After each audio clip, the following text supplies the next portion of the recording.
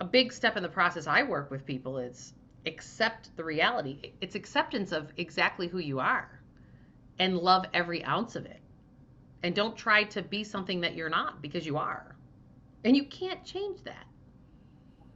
It's about loving every ounce. But when you're not loving every ounce and accepting who you are, or accepting the reality that you've created, you suffer.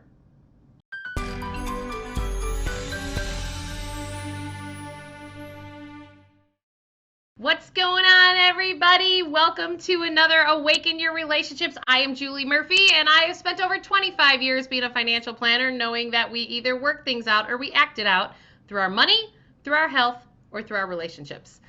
This is why Rita and I chit-chat every week, because our relationships, they're Because we have nothing doozies. better to do but get on camera and talk to each other. Because we work out each other's problems on camera. So if you want to see what, $500 coaching sessions cost, that for both of us, you know what I mean? Because we coach each other. People just need to watch these videos, Powerful healing is happening on these calls. Powerful healing for us and for everybody who watches them. Because, there's something, when I became a massage therapist at this great little hippie school in Chicago, it was awesome.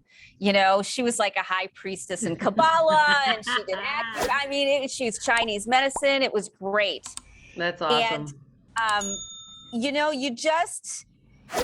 you learn that you need to center and relax always, and let yourself just calm down and learn the lessons you need to learn, right? And experience the things everybody needs to experience. And when you do that, life goes very well. Well, because when you're calming your nervous system, you're in a state of neutrality. Yes. Now, why do you like the word neutrality? I think our entire system, whether it's educational system, financial system, religion systems, all about pushing towards this ideal. And we don't relax into life in the present moment because we're always pushing and striving for the next. And in that process, whether you're doing it in a so-called healthy manner or a reactive manner, it's all in a manner of where your nervous system is hijacked. And, whether it's anxiety, it's interesting because I would have never recognized myself years ago to be a person that had anxiety. But what I've come to realize is that my anxiety just came out in a different way. One of the things that you've taught me is that we have those stress coping mechanisms, right? Controlling and training others, people pleasing, you shared them all with us. And we're not in in a state of neutrality if we don't get there. I just had another client yesterday say to me, well, I want to get to $5 million and then my life's going to work out. And I'm like, nope. I just wrote in my new book, which I just finished completely. I'm so proud of you. Thank you. Job. You're welcome.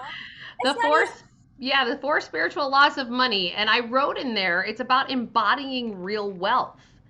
And real wealth, in my opinion, is when you're in that state of neutrality where you are content with whatever stage or whatever point you are in life. You're good. Like, you're happy. And that there's not something to strive to. There's not something to get to finally get to this place. Because that place never arrives, ever. I meet multi-millionaires. And they will tell you they have the money and it's not what it's cracked up to be, because they have regrets that they wish they didn't work more, that they would have spent more time with family, that they would have, anyone who's building it. And it's not that money doesn't give you choices, and it's not that it doesn't, but if you're always pushing and striving, you're not in neutrality. You're not grounded. You're push, and you're not enjoying the present moment. And I started to realize that was the major gift I got from my childhood. We had no money. There was 11 children besides myself. So there is 14 people living in a 2-bedroom or 3-bedroom split level, right? We didn't have Wow. anything. Wow. We didn't have anything, but we had everything. And we had everything because every day we just made the best of it. I didn't know I was lacking anything. It wasn't until I went away to college and I found that the world had more stuff and more things to strive for, and I was like, and I got on that train. It was about like, well, what can you get? What can you, and I found out ways on how to do that. I'm a master manifester.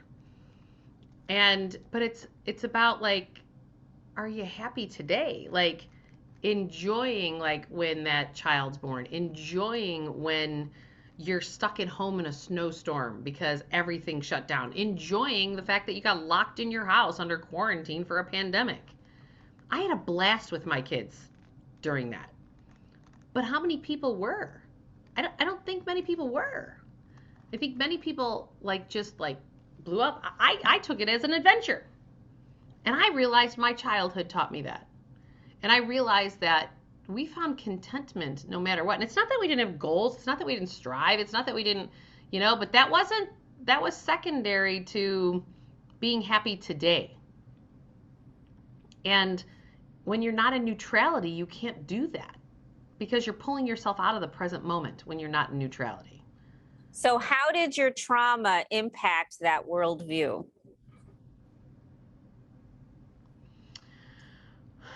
It's when I started to go to an external referral system than an internal. Then I tried to look for validation outside of myself.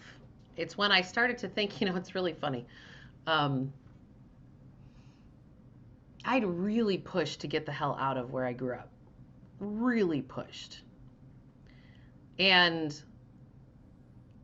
it wasn't as bad as I thought, right? It was just that I wanted to explore. But in that process, I made something wrong. And it wasn't wrong. I'll never forget when the Chicago White Sox won the World Series back in 2005. And I was at the game where they hung the banner, because it had been so long before the Chicago White Sox had won the World Series. And when they hung that banner, I had this deep sense of pride, like it just hit my core, like I can't even explain, because it was the first time I ever felt in my life that I was proud to be a South Sider. Because even in the city of Chicago, like if you're from the South Side, you're like on a different planet. You're not as good as the North Side. So you were kind of dirt underneath people's feet. Right. Right. Yeah, and I grew up on the wrong side of the tracks. I had people tell me when I got into my business that, oh, if you live south of I-55, that's like a time warp. Those people are a little different down there. And I just didn't even tell this guy. I was like, yeah, I understand what you're saying. Didn't even tell him that I was from the South Side. So I think my trauma, then all these situations I had then reinforced that the version that I was, because that's just not accepting the version of who I am, right? Because a big step in the process I work with people is accept the reality. It's acceptance of exactly who you are and love every ounce of it. And don't try to be something that you're not, because you are. And you can't change that.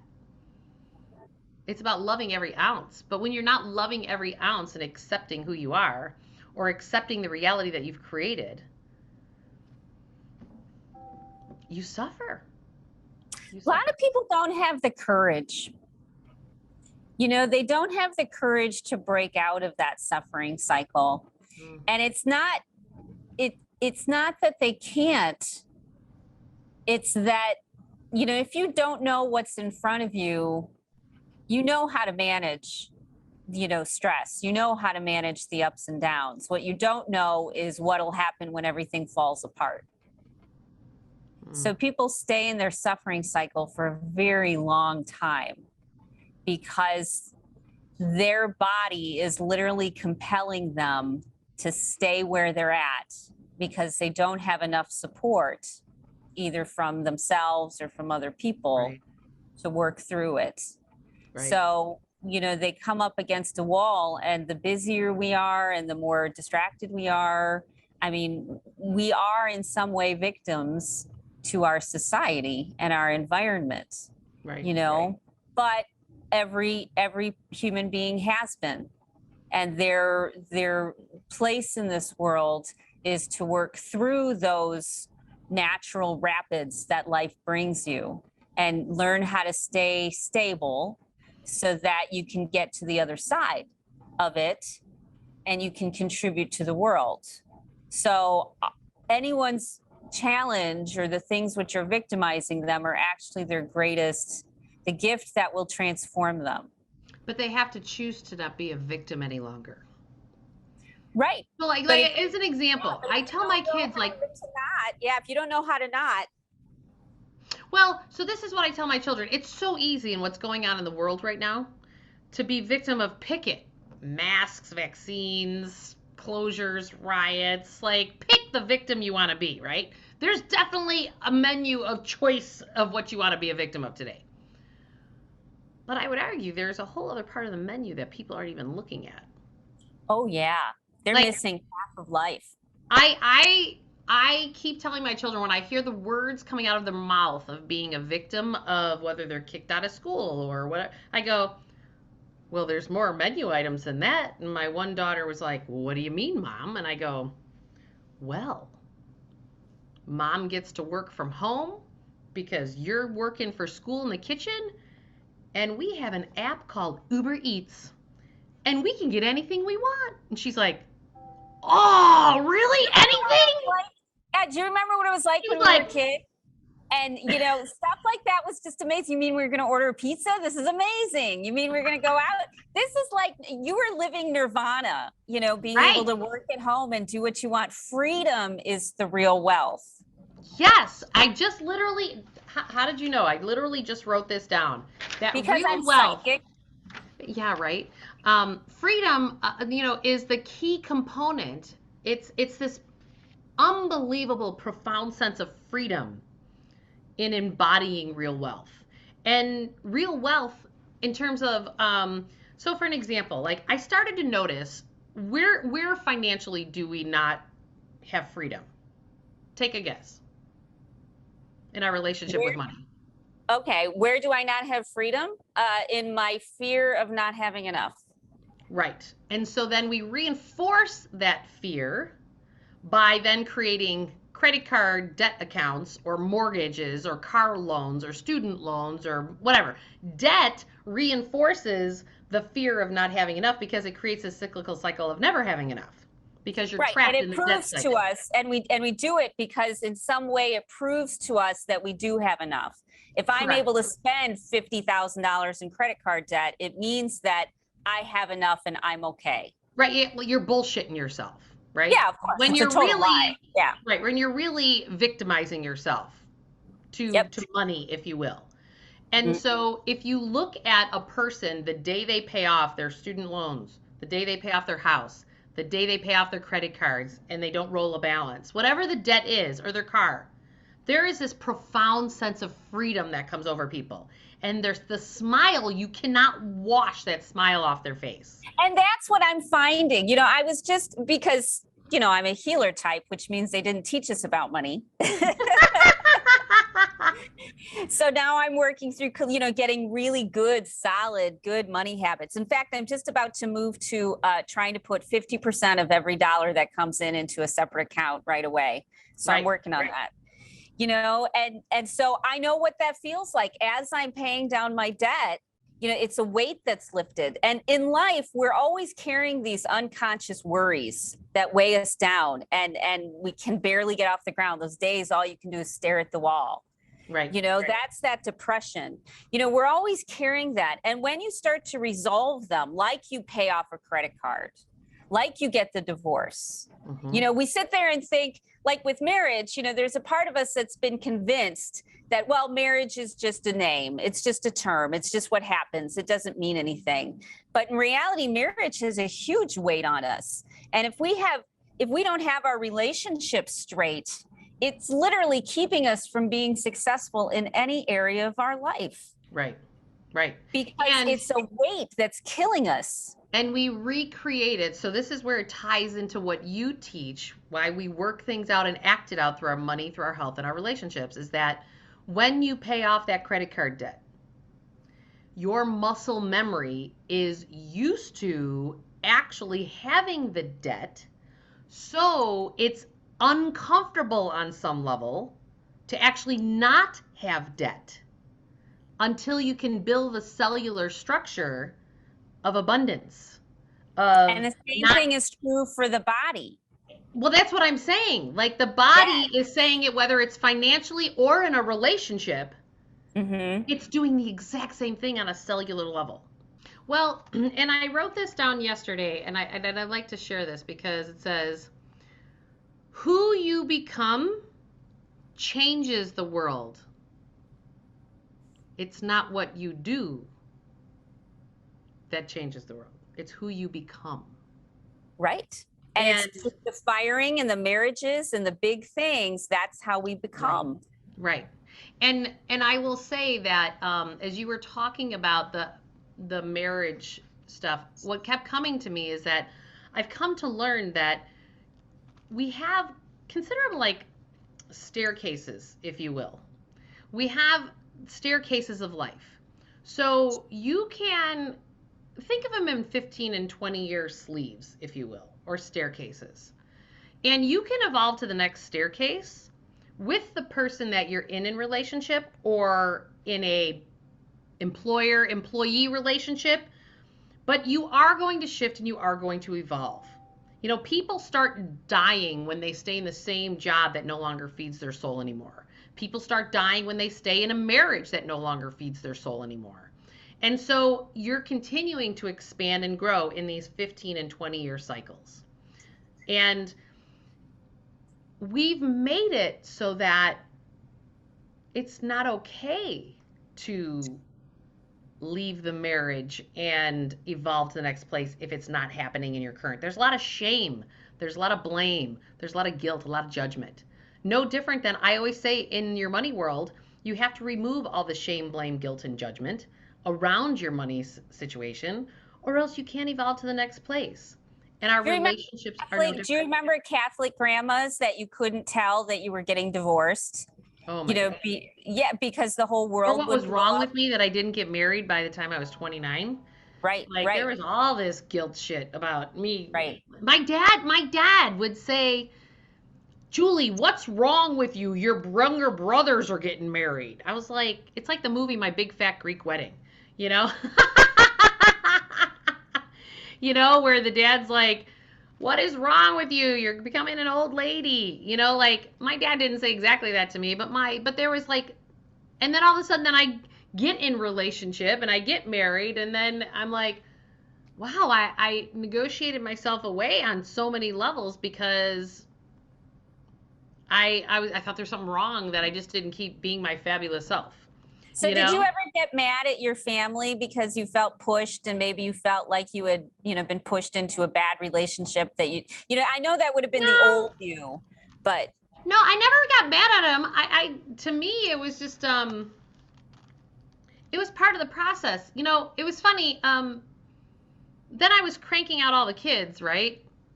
And it's like, that's what we do. And then I got really clear going, God, even having all the kids and birthing all these kids, there was still this emptiness in me, because it's like becoming what was everybody else's reality, because, we come from a family that births a lot of babies.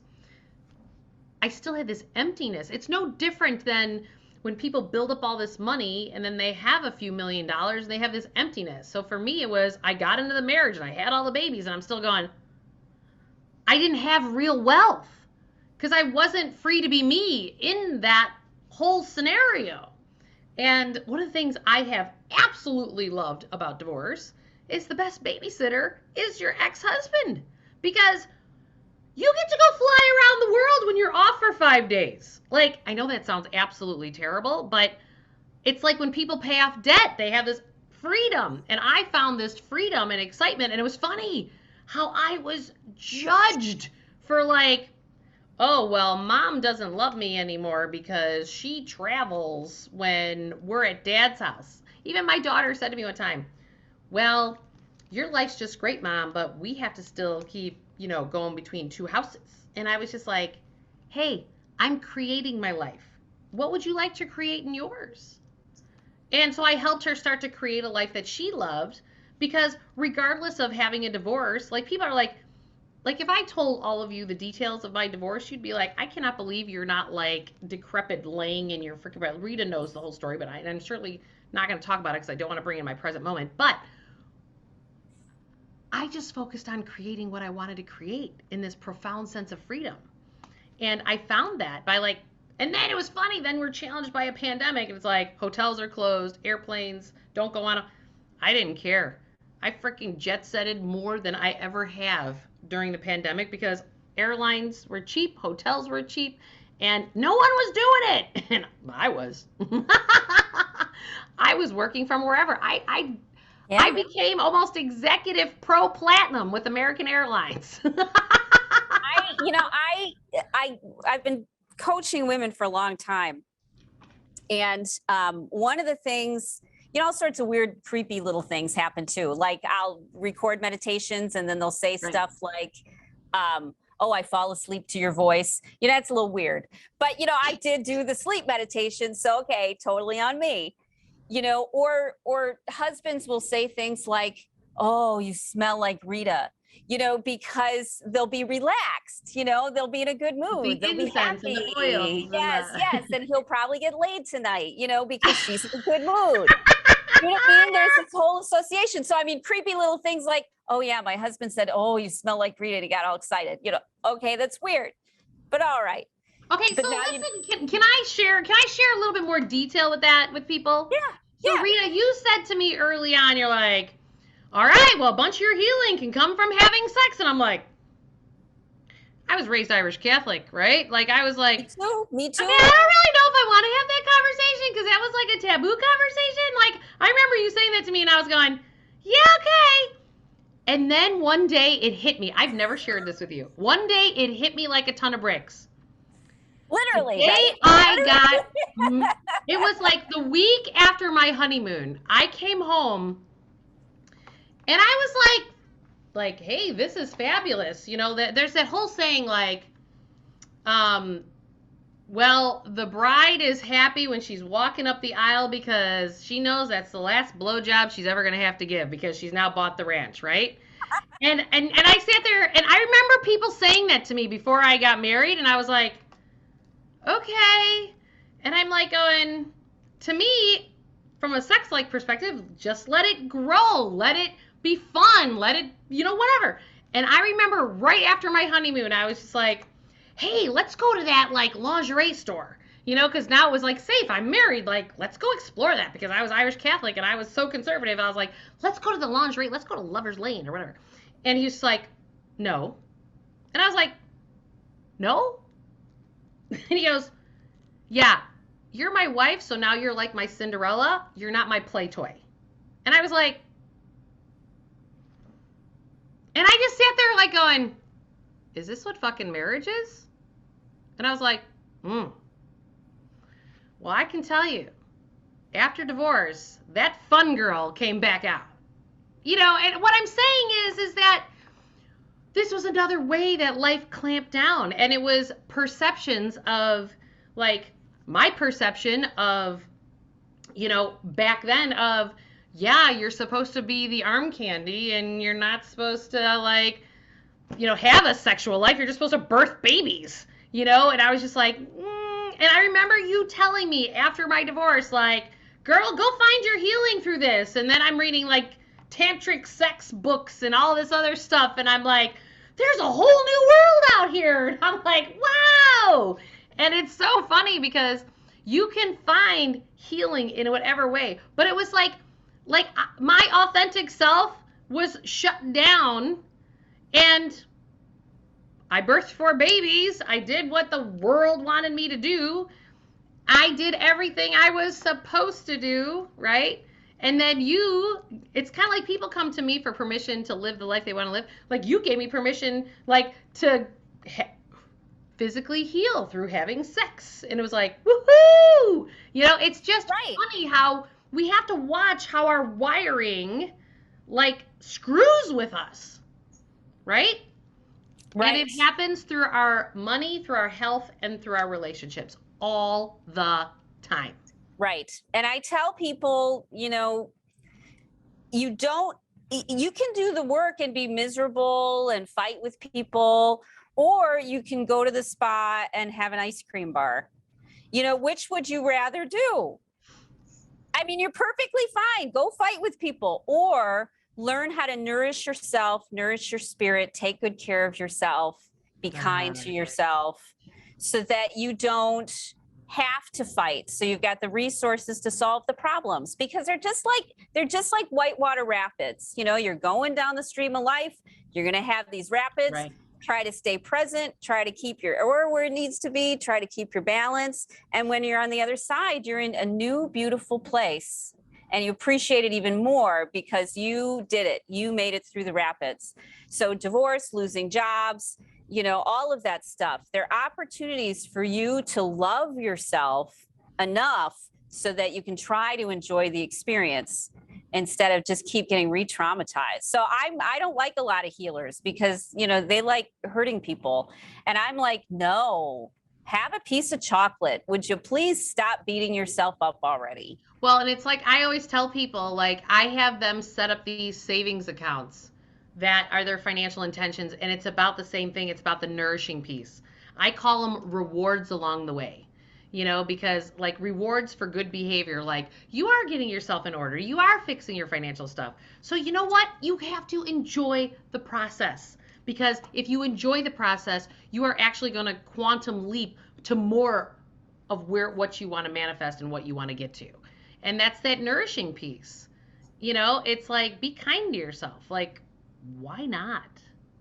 Like, why not? You don't have to go the healing route of 20 years of therapy where you relive and re-experience every trauma that you had every time, you got picked up late from school or whatever, or horrific things.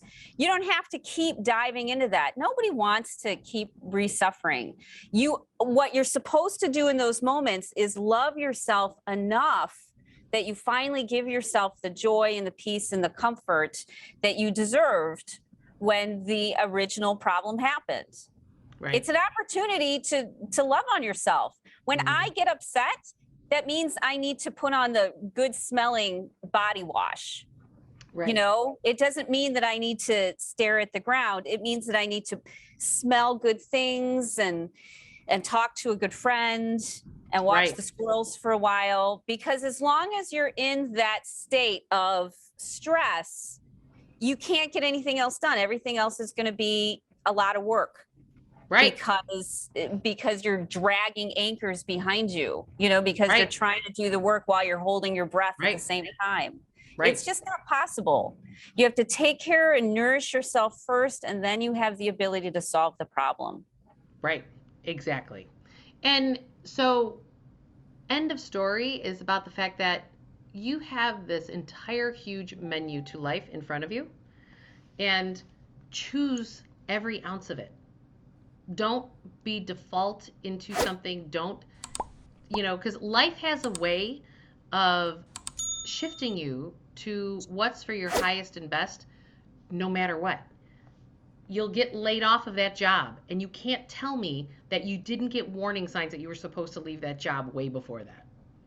Because the signs are all along the way. I always say one of the greatest gifts is that you're laid off from a job or fired, because that means you're meant to go somewhere other direction. And for whatever reason, you didn't hear the messages before to be able to step into it, but now you've been put into it. No different than I was put into my divorce. I didn't choose it on some level. I called in the crisis, a big crisis. And it's not that the warning signs weren't there along the way. I think back, somebody asked me, when was the first time you thought maybe you made a mistake marrying him? And it was before I had children. It was within the first 6 months of my marriage. And I knew it on a deep level. I knew it. But both of us negotiated ourselves away for another 15 years. And we're both happier now on the other side. And it's okay that we're both happier. Like, we didn't do anything wrong. We learned. We learned. Mm-hmm. Allow And yourself to on some learn. level, it was karmic. I mean, because there's so much in the universe that you can't control. Mm-hmm. You can only control whether your genes are on or off. You can't Right. control what genes you have. Totally. You can't control Totally. the parents you're born to and the issues that they have and your early environment. There's so much. You couldn't control the fact that that you and several family members were abused when you were children. That happened. You were helpless. And so, we only have the choice to either come to a place of acceptance or to be in a place of stress as to what's happening to us 99.9% of the time. Totally. Our relationships, the other person does not change until after we've changed. And then that change in the dynamic forces them to change. Totally. Rita, you're amazing. Well, I love you too. Thank you. And you guys, you can go to awakenyourwealthbook.com, get my book for free, just pay for shipping. And Rita, how do they get a hold of you when they want to work on the relationship stuff? RitaHickmanCoaching.com. And if you go to Facebook or YouTube and do a search, you'll find me.